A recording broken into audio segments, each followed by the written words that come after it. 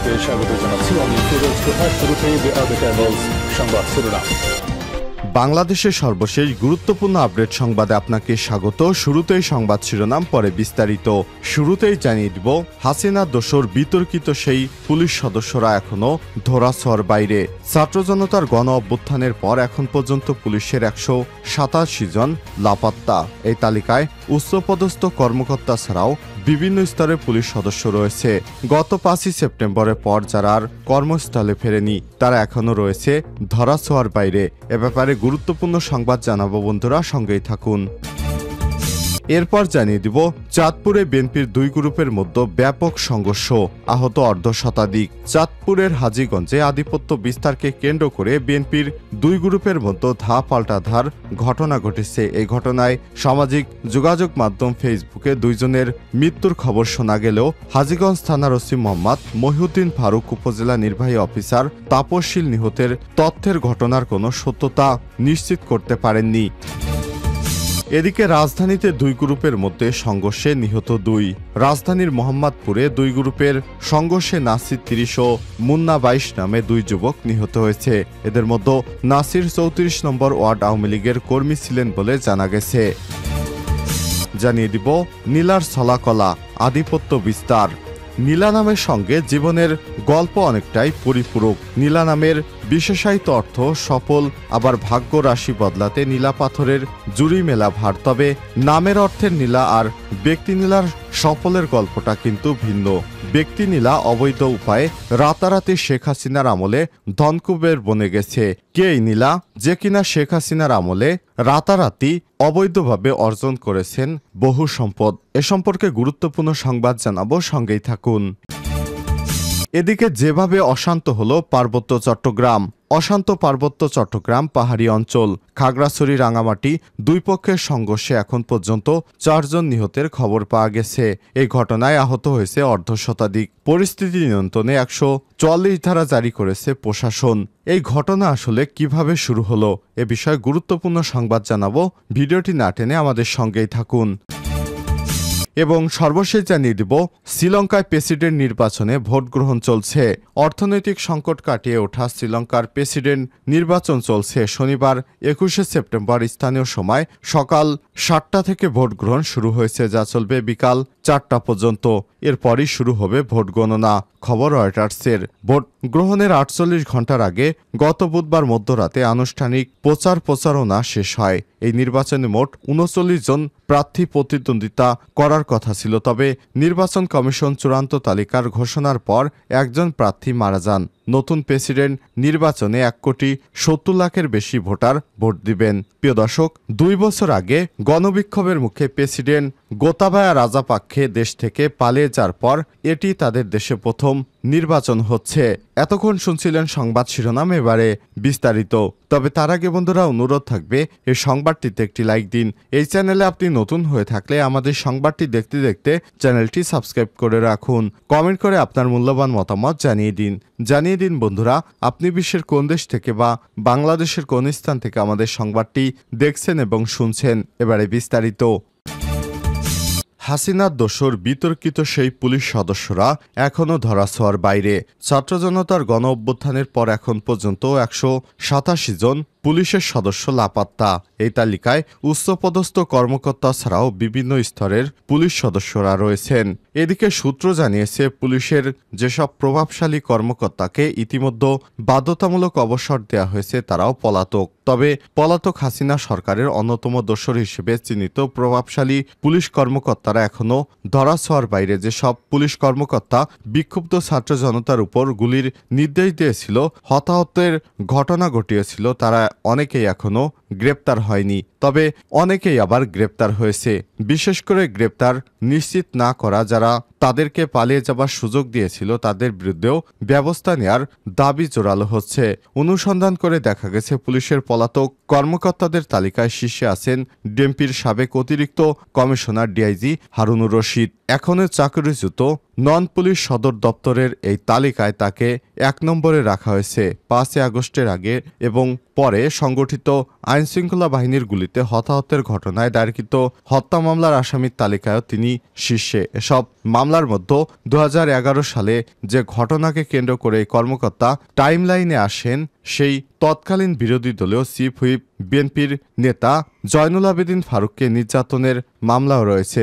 জয়নুল আবেদিন ফারুক নিজেই বাদী হয়ে রাজধানীর শেরেবাংলা নগর থানায় মামলাটি দায়ের করেছেন। পুলিশ সদস্যদের পলাতক তালিকায় 5 জন আলোচিত অতিরিক্ত ডিআইজি, তাদেরকেও কর্মস্থলে অনুপস্থিত হিসেবে দেখানো হয়েছে। পলাতক পুলিশ কর্মকর্তাদের মধ্যে দ্বিতীয় সারিতে আছে ডিএমপির সাবেক অতিরিক্ত কমিশনার বিপ্লব কুমার সরকার। এছাড়াও এএসপি মিস্টার জন রানা 5 আগস্টের আগেই চাকরি ছেড়ে দেওয়ার তথ্য জানিয়েছে পুলিশ সদর দপ্তর। তিনি 2 আগস্ট পুলিশের চাকরি থেকে ইস্তফা দেন। রংপুর ডিআইজি কার্যালয় থেকে সেটি পুলিশ সদর দপ্তর হয়ে 28 আগস্ট স্বরাষ্ট্র মন্ত্রণালয়ের সংশ্লিষ্ট শাখায় পাঠানো হয়েছে। পলাতক 187 জন, এই তালিকায় 5 জন ইন্সপেক্টরও রয়েছেন। এছাড়াও 14 জন এসআই, 9 জন এএসআই, 7 জন নায়ক এবং 132 জন কনস্টেবল রয়েছেন। এই কনস্টেবলদের মধ্যে 2 জন নারী সদস্য রয়েছেন। ধারণা করা হচ্ছে এই কনস্টেবলরা হয়তো সরাসরি ছাত্র আন্দোলনে গুলি করেছিল বিদায় তারা প্রাণ ভয়ে এখন আর চাকুরিতে ফিরে আসেনি। চাঁদপুরে বিএনপির 2 পক্ষের ব্যাপক সংঘর্ষ, আহত অর্ধশতাধিক। চাঁদপুরের হাজীগঞ্জে আধিপত্য বিস্তারকে কেন্দ্র করে বিএনপির 2 গ্রুপের মধ্যে পাল্টাধার ঘটনা ঘটেছে। এই ঘটনায় সামাজিক যোগাযোগ মাধ্যমে 2 জনের মৃত্যুর খবর পাওয়া গেছে। জানা গেছে, টোরাগড় 7 ও 8 নং ওয়ার্ড থেকে বিএনপি এবং সহযোগী সংগঠনের বিরুদ্ধে নেতাকর্মীরা হাজীগঞ্জ বাজারে 6 নং ওয়ার্ড টোরাগড়া সর্দার বাড়ির বিএনপি এবং অঙ্গ সংগঠনের নেতাকর্মীদের মধ্যে সংঘর্ষ হয়। তবে কী কারণে সংঘর্ষ, তার মূল কারণ এখনও নিশ্চিত হওয়া যায়নি। এ সময় বন্ধ হয়ে যায় চাঁদপুর কুমিল্লা আঞ্চলিক মহাসড়কের সব যান। পরে রাত 10টার সময় চাঁদপুর থেকে সেনাবাহিনী গিয়ে পরিস্থিতি নিয়ন্ত্রণে আনে। ঘটনাস্থল পরিদর্শন করছেন চাঁদপুর পুলিশ সুপার মোহাম্মদ আব্দুল রকিব এবং জেলা প্রশাসক মোহাম্মদ মহসিন উদ্দিন। রাজধানীতে 2 গ্রুপের মধ্যে সংঘর্ষে নিহত 2। রাজধানীর মোহাম্মদপুরে 2 গ্রুপের মধ্যে সংঘর্ষে 2 জন নিহত হয়েছে। এদের মধ্যে নাসির 34 নম্বর ওয়ার্ড আওয়ামী লীগের কর্মী বলে জানা গেছে। তাদের একজনের নাম নাসির, অন্যজনের নাম মুন্না। শুক্রবার 20 সেপ্টেম্বর সন্ধ্যা 7:30টার দিকে এই ঘটনা ঘটে। পরে গুরুতর আহত অবস্থায় উদ্ধার করে নাসিরকে ঢাকা মেডিকেল কলেজ হাসপাতাল ও মুন্নাকে সোহরাওয়ার্দী হাসপাতালে নিয়ে গেলে তাদের মৃত্যু হয়। নিহত মুন্নার গ্রামের বাড়ি পটুয়াখালী গলাচিপা এলাকায়। তবে তিনি নানির পরিবারের সঙ্গে মোহাম্মদপুরে শঙ্করে থাকতেন। বাবার নাম বাবুল। মুন্নার বড় ভাই, 2.5 বছরের একটি মেয়ে রয়েছে। অন্যদিকে নাসির মাদারীপুরে কালকিনি উপজেলা বালিগ্রামের শাহ আলম বিশ্বাসের ছেলে। রায়ের বাজার বারৈখালী এলাকায় পরিবারের সঙ্গে থাকতেন। স্থানীয়রা জানিয়েছে, সন্ধ্যা 7:30টার দিকে রায়ের বাজার এলাকার কিশোর গ্যাং লিডার অ্যালেক্স ইমনের নেতৃত্বে 1.5 শতাধিক কিশোর গ্রুপ সদস্যরা কবরস্থানের ভেতর থেকে 3-4 জনকে ধরে নিয়ে যায় আজিজ খান রোডে। এ সময় 3 জনকে এলোপাতাড়ি কোপাতে থাকে। কিশোর গ্যাং চক্রের মূল হোতা অ্যালেক্স ইমন এই এলাকায় চুরি, ছিনতাই, মাদক ব্যবসা এবং চাঁদাবাজির সঙ্গে জড়িত। তার চক্র এর আগেও বেশ কয়েকজনকে কুপিয়ে হত্যা করেছে। সম্প্রতি র্যাবের সোর্স হিসেবে কাজ শুরু করে পুরো এলাকায় ত্রাসের রাজত্ব তৈরি করে রেখেছে। নীলার ছলাকলা, আধিপত্য বিস্তার। নীলা নামের সঙ্গে জীবনের গল্প অনেকটাই পরিপূরক। নীলা নামের বিশেষায়িত অর্থ সফল। আজ জানাব এমন এক দুর্নীতিবাজ নীলার সম্পর্কে, যিনি শেখ হাসিনার আমলে তার ব্যবসা বাণিজ্য ফুলে ফেপে কলাগাছ হয়েছে। এনজিও সংস্থা ব্র্যাকের এক সময়ের মাঠকর্মী, নানা অনিয়ম, দুর্নীতি, সরকারি টাকা তছরূপে ভুয়া প্রকল্প, সরকারি টাকা লোপাটার ক্ষমতার বদৌলতে বেশ কয়েক কোটি টাকার মালিক বনে গেছেন তিনি। তার রয়েছে পূর্বাচলে উপশহরে 1 ডজন প্লট, বিঘায় বিঘায় জমি, ঢাকায় আলিশান 5তলা বাড়ি, ঢাকার অভিজাত শপিং মলে বিভিন্ন ব্র্যান্ডের শোরুম এবং চীন ও সিঙ্গাপুরেও রয়েছে ব্যবসা। 10 বছরের ব্যবধানে ফুলে ফুপে উঠেছে তৎকালীন বিএনপি নেত্রী ফেরদৌসী আলম।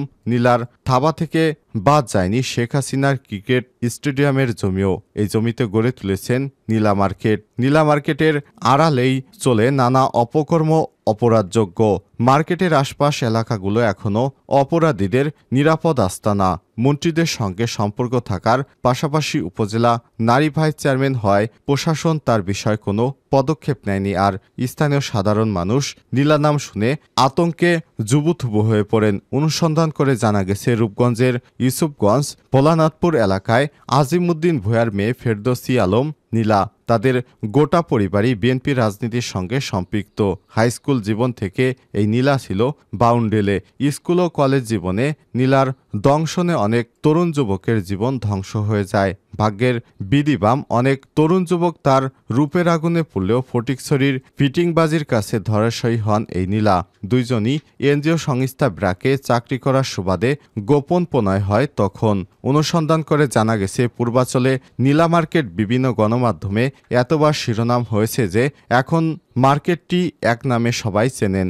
রাজধানীর উন্নয়ন কর্তৃপক্ষ রাজুক প্লট দখল করে নীলা দাঁড় করিয়েছেন ওই মার্কেট। এর আশেপাশেই প্লট দখল করে বানিয়েছেন পূর্বাচল ক্লাব। ক্লাবের পিলে চমকানো নাম আওয়ামী লীগ ক্লাব। নীলার স্বামী শাহ আলম ফটিক আর দেবর আনোয়ার হোসেন ক্লাবটি দেখভাল করেন। অর্থাৎ তারা যখন আওয়ামী লীগ সরকার ক্ষমতায় এসেছিল এতদিন তারা আওয়ামী লীগের দলের রাজনীতির সঙ্গে যুক্ত ছিলেন। আবার যখন বিএনপি ক্ষমতায় আসে তখন এই চক্রান্তকারী মহিলা বিএনপির সঙ্গে সম্পর্ক রেখে তার ব্যবসা বাণিজ্য ফুলে ফেঁপিয়ে এভাবে সরকারি টাকা আত্মসাৎ করে কোটি কোটি টাকার সম্পদ তৈরি করেছেন।